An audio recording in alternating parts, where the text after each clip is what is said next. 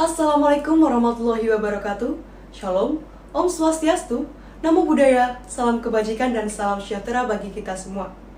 Dewan juri yang terhormat, perkenalkan kami dari tim Joko Sutono yang akan dibawakan oleh saya, Mustika Putri selaku pembicara pertama, Priska Evelyn selaku pembicara kedua, dan Victoria Agatha selaku pembicara ketiga. Di dalam kesempatan kali ini, kami akan mengupas tuntas konstruksi berpikir kami terkait mosi pembentukan Badan Pengawas Khusus Perlindungan Layanan Fintech di Indonesia sebagai tim kontra. Sekian perkenalan dari tim kami, terima kasih dan selamat menyaksikan. Cerdas dalam menghadapi berbagai perubahan yang ditawarkan oleh industri financial technology. Apakah mereka juga mendapat izin dari Otoritas Jasa Keuangan? Apakah mereka mendapatkan perizinan juga dari Bank Indonesia? Yang merasa tertuju kepada peer-to-peer online yang tidak tersertifikasi.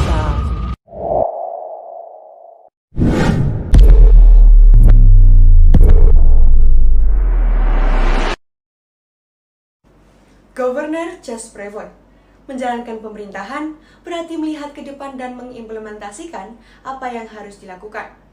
Dewan juri yang terhormat, revolusi industri 5.0 mendorong kemajuan pesat pada segala bidang, termasuk berkembangnya fintech di Indonesia.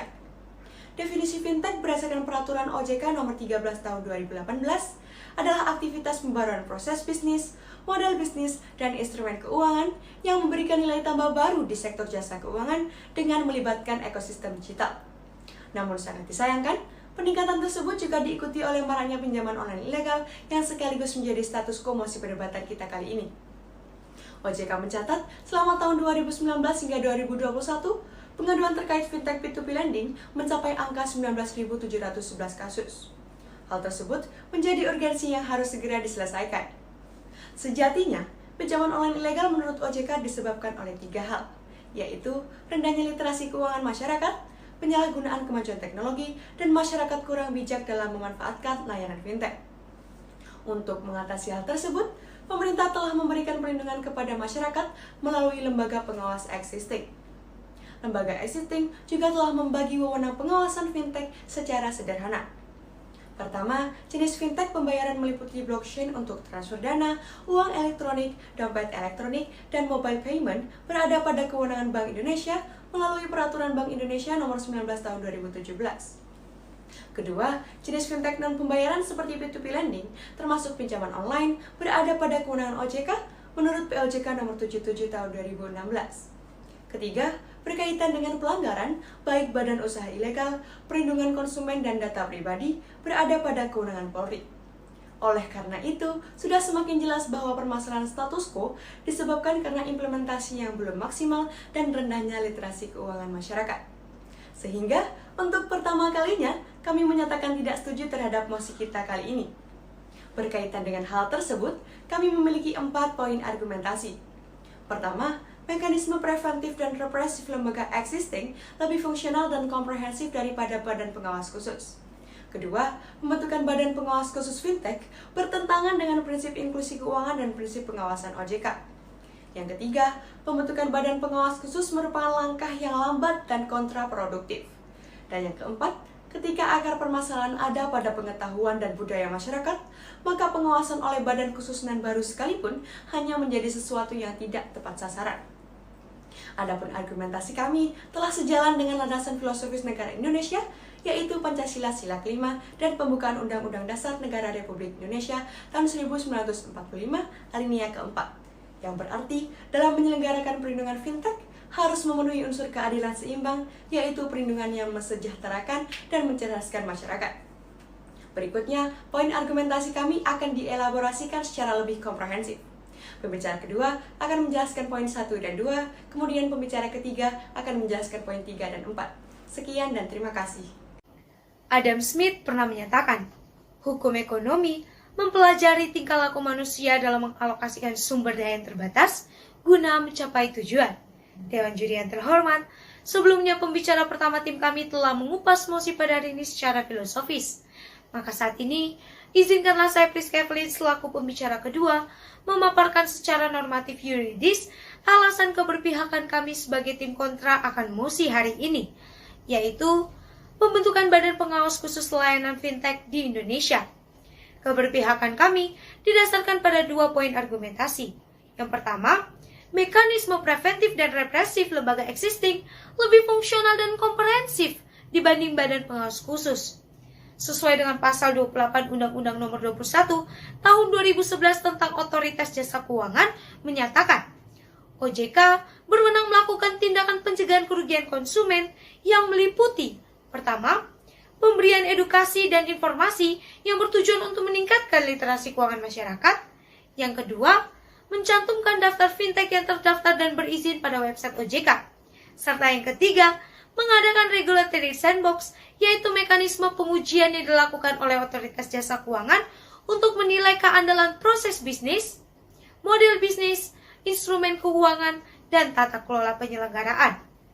Otoritas Jasa Keuangan dalam menangani kasus pelanggaran fintech lending legal berwenang memberikan sanksi administratif sesuai dengan pasal 47 Peraturan Otoritas Jasa Keuangan nomor 77-POJK.01/2016 yang berupa: pertama, pemberian peringatan tertulis; yang kedua, pemberian denda; yang ketiga, pembatasan kegiatan usaha; serta yang keempat, pencabutan izin usaha.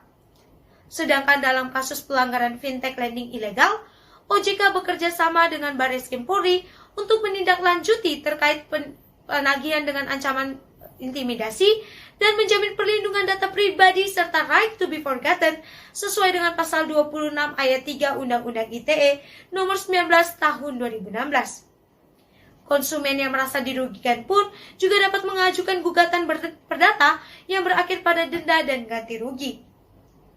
Satgas Waspada Investasi dan Kominfo telah bekerja sama melakukan pemblokiran rutin akses fintech lending ilegal yang saat ini Kominfo telah berhasil memblokir 4.873 konten dan aplikasi fintech lending ilegal. Data Otoritas Jasa Keuangan mencatat, angka fintech lending ilegal berhasil menurun, yaitu dari 1.493 platform pada tahun 2019 menjadi 1.026 platform pada tahun 2020 dan menjadi 593 platform pada tahun 2021. Maka dari itu, sejatinya pembentukan badan pengawas khusus tidak diperlukan karena sudah ada lembaga yang secara komprehensif dan secara fungsional mengatur dan mengawasi jalannya fintech di Indonesia. Memasuki argumentasi kami yang kedua, pembentukan badan pengawas khusus fintech bertentangan dengan prinsip inklusi keuangan dan prinsip pengawasan Otoritas Jasa Keuangan. Peraturan Otoritas Jasa Keuangan nomor 76-POJK.07/2016 menyatakan, tujuan inklusi keuangan yang pada pokoknya menginginkan adanya kemudahan pada pemanfaatan teknologi jasa keuangan. Hal ini selaras dengan pasal 28C Undang-Undang Dasar Negara Republik Indonesia tahun 1945 bahwasanya setiap orang berhak memperoleh manfaat dari ilmu pengetahuan dan teknologi. Keberadaan Badan Pengawas Khusus Fintech justru akan mengekang dan mempersulit masyarakat, baik bagi penyelenggara maupun konsumen yang menggunakan jasa fintech, yang nantinya berimbas akan ketidaktercapaiannya inklusi keuangan yang lebih baik.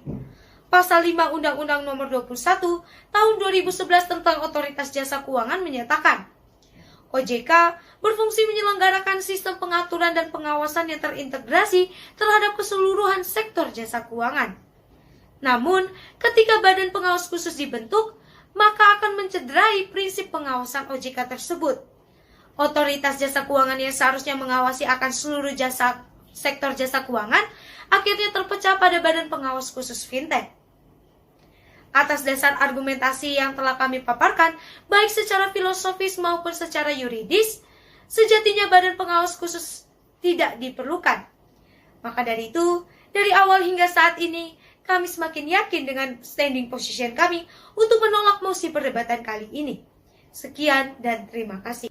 Richard Posner dalam bukunya Economic Analysis of Law menyatakan, ilmu ekonomi berbasis 3 prinsip yaitu nilai, kemanfaatan, dan efisiensi. Selamat siang Dewan Juri yang terhormat, pemerhati perdebatan yang arif dan sahabat konstitusi. Masih segar kita dengar bersama, pembicara pertama dan kedua memaparkan bagaimana mosi hari ini bertentangan dengan nilai filosofis hingga nilai yuridis negara Indonesia.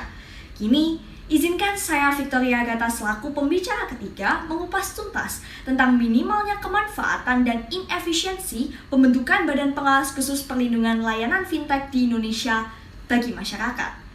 Selain pembentukannya yang bertentangan dengan prinsip inklusi keuangan dan prinsip pengawasan OJK, seperti yang dijelaskan oleh pembicara kedua, pembentukan Badan Pengawas Khusus juga merupakan langkah yang lambat dan kontraproduktif. Berdasarkan sejarah, pembentukan OJK bahkan memerlukan waktu 12 tahun lamanya dari wacana tahun 1999 hingga terrealisasi di tahun 2011. Artinya, membuat suatu badan pengawas baru tentu membutuhkan waktu yang panjang pula, padahal urgensi masalah pada status quo harus segera terselesaikan. Oleh karena itu, OJK membangun regulatory technology dan supervisory technology alih-alih mengamini pembentukan badan pengawas khusus. Supervisory technology merupakan teknologi berbasis algoritma komputer, data, AI, hingga blockchain. Pengawasan dengan supervisory technology akan menciptakan kondisi pengawasan yang lebih prudensial daripada badan pengawas yang manual dan konvensional karena kerahasiaan dan keamanan data informasi konsumen, penanganan pengaduan, serta penyelesaian sengketa dilakukan secara cepat, sederhana, dan biaya yang terjangkau. Selanjutnya, seperti yang telah dielaborasikan oleh pembicara pertama, bahwa ketika akar permasalahan ada pada pengetahuan dan budaya masyarakat, maka pengawasan oleh badan khusus nan baru sekalipun hanya akan menjadi sesuatu yang tidak tepat sasaran. Data Indonesia Fintech Summit 2020 menunjukkan jumlah masyarakat yang mengetahui soal keuangan digital hanya 35,5%. Dan masyarakat yang pernah menggunakan layanan keuangan digital hanya 31,26%. Hal tersebut menciptakan budaya konsumtif masyarakat, di mana berdasarkan survei konsumen BI, rata-rata pendapatan yang digunakan untuk konsumsi atau average propensity to consume ratio pada April 2021 mencapai 75,5%. Adapun dalam hal mengedukasi masyarakat, OJK telah berhasil menjalankan wewenangnya dan berkomitmen untuk memaksimalisasi kinerjanya tanpa perlu adanya Badan Pengawas Khusus Fintech. Survei Nasional Literasi Inklusi Keuangan melaporkan, dalam periode 3 tahun, OJK berhasil meningkatkan indeks literasi keuangan Indonesia sebanyak 8,33% dan indeks inklusi keuangan sebesar 8,39%. Jeremy Bentham pernah menyatakan, "The aim of law is the greatest happiness for the greatest number." Sejauh ini, OJK telah mendapatkan dukungan yang besar dan positif dari masyarakat, sehingga demi memenuhi keinginan masyarakat tersebut, sudah sepatutnya tidak perlu menggantikan OJK dengan badan pengawas lain. Pada tahun 2020, Indonesia Indikator bahkan melaporkan rapor untuk pemberitaan OJK mendapat skor positif 78 dari 100 dari 93.239 pemberitaan media online oleh 2.289 media. Adapun keyakinan kami pada standing position kontra juga semakin diperkuat dengan studi komparasi menilik keberhasilan Jepang melalui Japan Financial Service Authority yang berhasil menjadi best practice lembaga pengawasan keuangan dunia. Tak lupa, kisah sukses Singapura melalui Monetary Authority of Singapore yang berhasil mencapai indeks inklusi keuangan sampai dengan 98% tanpa perlu adanya badan pengawas khusus tersebut. Selanjutnya, untuk menegaskan kembali mekanisme solusi kami sesuai dengan buku The Legal System, A Social Science Perspective karya Lawrence M. Friedman, maka yang pertama, secara struktur hukum, diperlukan integrasi dan maksimalisasi kinerja OJK dengan aparat dengan memanfaatkan ekosistem digital yaitu regulatory technology dan supervisory technology. Yang kedua, secara kultur hukum membangun literasi keuangan dengan sosialisasi dan edukasi finansial agar tercapai perlindungan masyarakat yang bukan hanya menyejahterakan, namun juga mencerdaskan masyarakat. Yang terakhir, secara substansi hukum jika diperlukan atau secara opsional dapat melakukan maksimalisasi poin-poin kewenangan OJK sesuai kebutuhan masyarakat. Oleh karena itu, tepatlah sudah standing position kami selaku tim kontra untuk menolak pembentukan Badan Pengawas Khusus Perlindungan Layanan Fintech di Indonesia. Fakta sunt potentialia verbis, fakta-fakta lebih kuat dari kata-kata. Sekian dari kami dan terima kasih. Dewan juri yang terhormat, telah sampailah kita di ujung perdebatan. marilah kita bersama-sama menolak ajaran berpikir dari pihak kontra.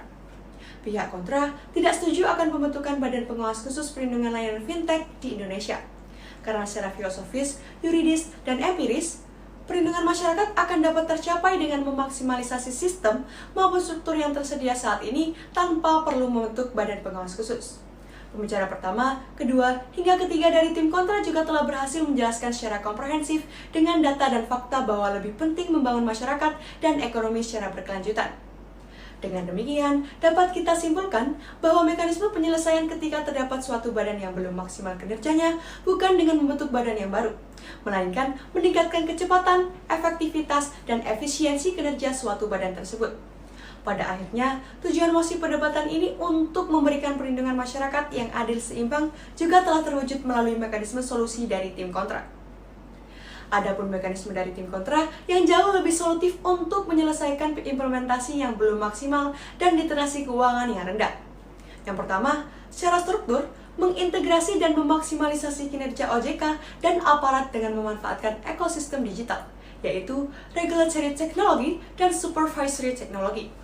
Yang kedua, secara kultur, membangun literasi keuangan dengan sosialisasi dan edukasi finansial agar tercapai perlindungan masyarakat yang menyejahterakan dan mencerdaskan masyarakat. Dan yang ketiga, secara substansi, melakukan maksimalisasi poin-poin kewenangan OJK, menambah dan mengurangi kewenangannya sesuai kebutuhan masyarakat apabila dibutuhkan. Demikianlah konstruksi berpikir dari tim Joko Sutono.